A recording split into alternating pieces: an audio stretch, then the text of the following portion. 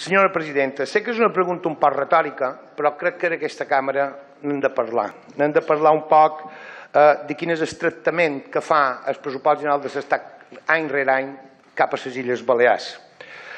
Un pressupost que cal dir que haurien d'estar aprovats ja fa tota una sèrie de mesos i un pressupost que de qualque manera els ciutadans de les Illes Balears havien d'haver estat de qualque manera tinguts en compte i en canvi som tractats com a persones alienes, ajenes a l'Estat.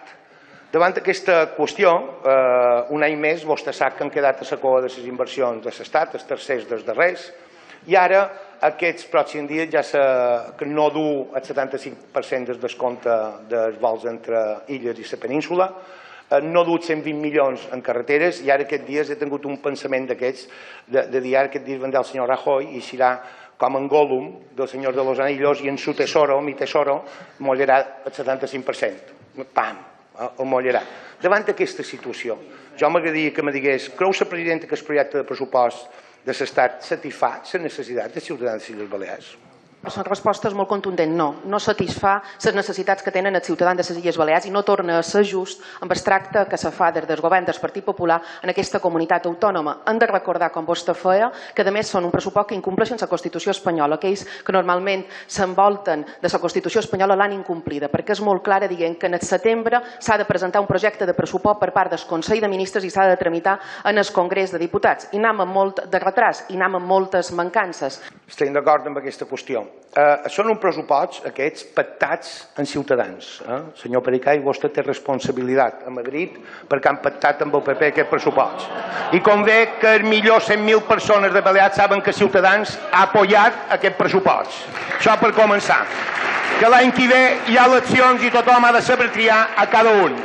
L'altra qüestió, senyora presidenta, té alguna estratègia vostè del seu govern per arreglar aquesta situació? Què pensa fer en el forat que li genera 120 milions de carreteres? Com ho pensa arreglar? Quina estratègia té? Senyor company, senyora Armengol, vostès dos tenen una obligació que és els interessos dels ciutadans de les Illes Balears i vostè que li diu Biel, en intimitat, aprofiti. Això me seria igual que me diguessin James. Me seria igual.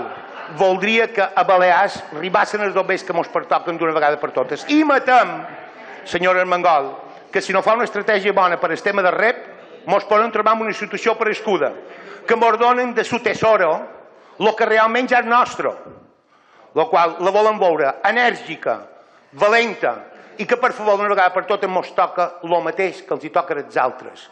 Només volem una cosa, tenir mateixos drets que tenen ciutadans d'altres parts d'Espanya. El senyor Rajoy no té cap problema per posar 2.700 milions més d'euros en el tren d'alta velocitat i aquí no tenim ni per anar al Cudi, ni a Artà, ni a Setxalina, ni a electrificar, ni per connectar Palma en l'aeroport.